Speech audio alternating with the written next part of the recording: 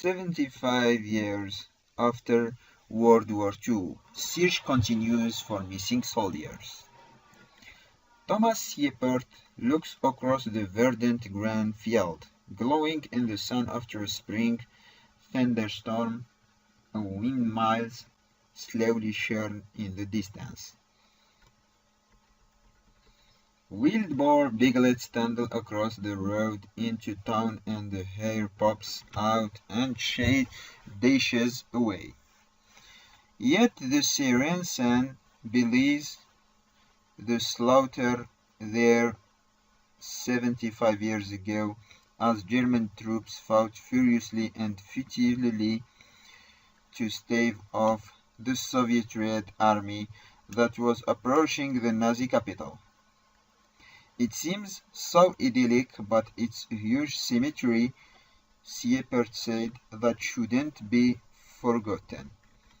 But for decades, many of those who have died there were forgotten, some buried where they fell, and others dragged by civilians in the months after the war into trenches and foxholes they had themselves dug and covered over. For the last 15 years, volunteers like Shepard from around Europe have been trying to rectify that, devoting vacations to excavating long-buried trench lines and military positions in the search for those who have never made it. During 19 digs across a square kilometer, less than half a square mile, members of the Association for the Recovery of the Fallen in Eastern Europe have found 116 German and 129 Soviet soldiers.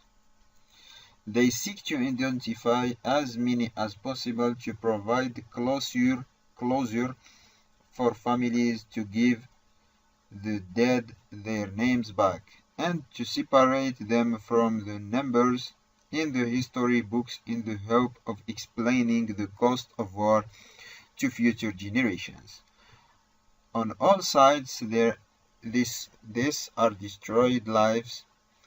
These are all people who have died senselessly, said Albrecht Lau, chairman of the association. If we talk about a huge slaughter with hundreds of thousands of dead, nobody can understand that. But if I talk about the story of a young 17-year-old soldier, that's tangible.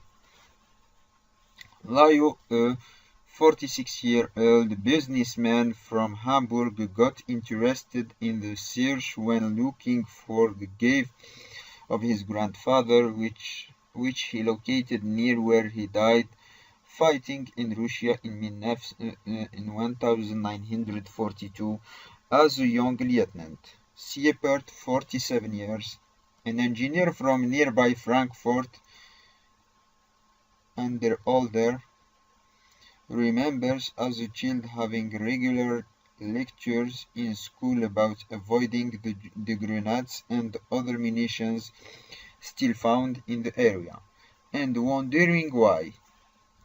Other volunteers include anthropologists, archaeologists, excavators, and disposal experts needed when munitions are found.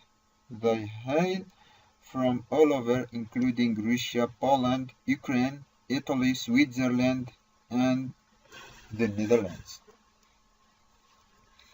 We couldn't and also don't want to look for soldiers from a specific nation, Lai said.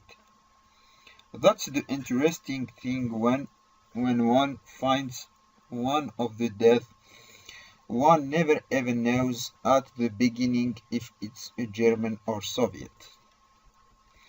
In February 1945, there were bitter foes. The village of Klissensee sites on a height 2 kilometers from the Oder River, German military observers used used it to call in artillery strikes on Soviet troops as they streamed across a pontoon bridge in the build-up before the final push on Berlin.